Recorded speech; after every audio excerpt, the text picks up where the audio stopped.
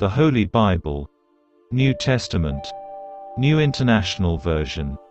The Book of John chapter 11, verse 1 to 57. The Death of Lazarus. Now a man named Lazarus was sick.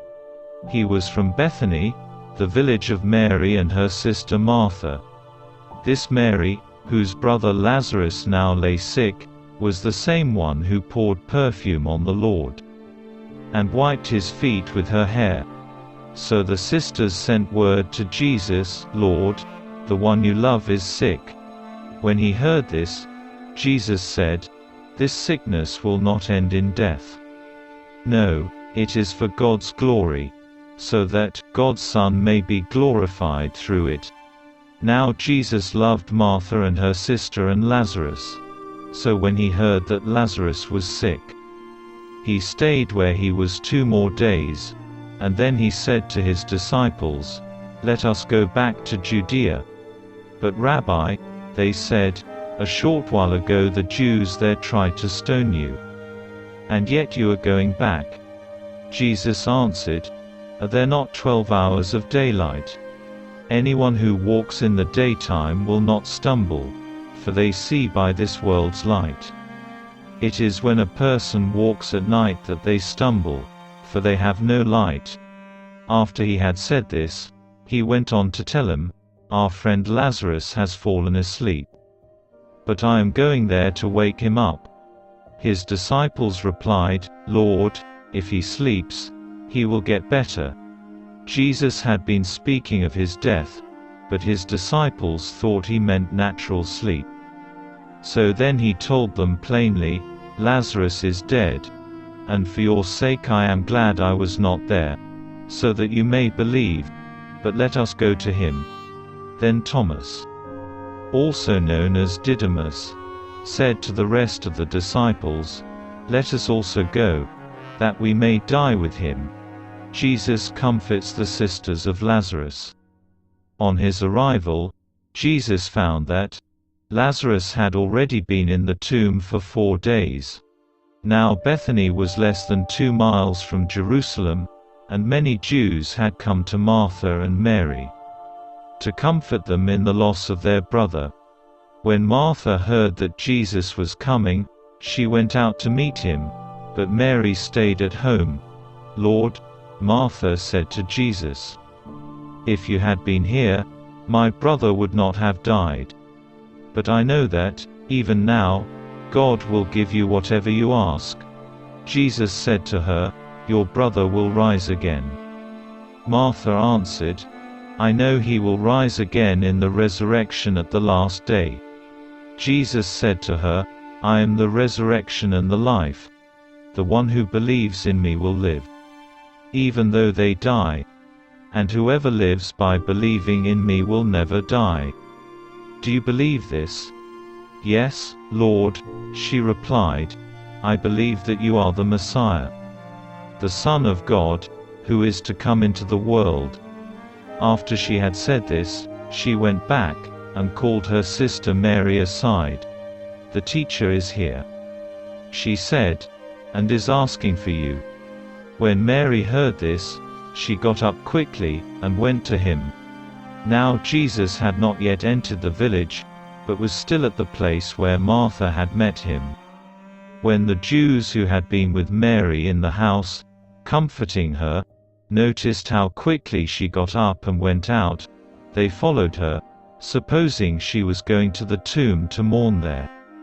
When Mary reached the place where Jesus was and saw him, she fell at his feet and said, "Lord, if you had been here, my brother would not have died." When Jesus saw her weeping, and the Jews who had come along with her also weeping, he was deeply moved in spirit and troubled. "Where have you laid him?" he asked. "Come and see, Lord," they replied. Jesus wept. Then the Jews said, "See how he loved him." But some of them said, "Could not he who opened the eyes of the blind man have kept this man from dying?" Jesus raises Lazarus from the dead.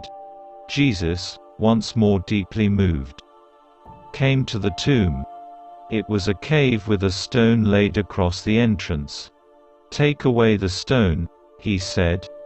"But, Lord," said Martha, the sister of the dead man, "by this time there is a bad odor, for he has been there 4 days." Then Jesus said, "Did I not tell you that, if you believe, you will see the glory of God?" So they took away the stone. Then Jesus looked up, and said, "Father, I thank you that you have heard me. I knew that you always hear me, but I said this for the benefit of the people standing here, that they may believe that you sent me." When he had said this, Jesus called in a loud voice, "Lazarus, come out." The dead man came out, his hands and feet wrapped with strips of linen, and a cloth around his face. Jesus said to them, "Take off the grave clothes, and let him go." The plot to kill Jesus. Therefore, many of the Jews who had come to visit Mary, and had seen what Jesus did, believed in him. But some of them went to the Pharisees, and told them what Jesus had done. Then the chief priests, and the Pharisees, called a meeting of the Sanhedrin. "What are we accomplishing?" they asked. "Here is this man performing many signs. If we let him go on like this, everyone will believe in him, and then the Romans will come, and take away both our temple and our nation." Then one of them, named Caiaphas, who was high priest that year, spoke up, "You know nothing at all. You do not realize that it is better for you that one man die for the people, than that the whole nation perish." He did not say this on his own, but as high priest that year he prophesied that Jesus would die for the Jewish nation, and not only for that nation, but also for the scattered children of God, to bring them together and make them one.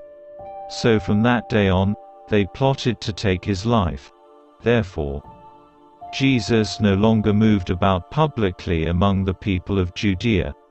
Instead, he withdrew to a region near the wilderness, to a village called Ephraim, where he stayed with his disciples. When it was almost time for the Jewish Passover, many went up from the country to Jerusalem for their ceremonial cleansing before the Passover. They kept looking for Jesus. And as they stood in the temple courts, they asked one another, "What do you think? Isn't he coming to the festival at all?" But the chief priests, and the Pharisees, had given orders that anyone who found out where Jesus was should report it, so that they might arrest him.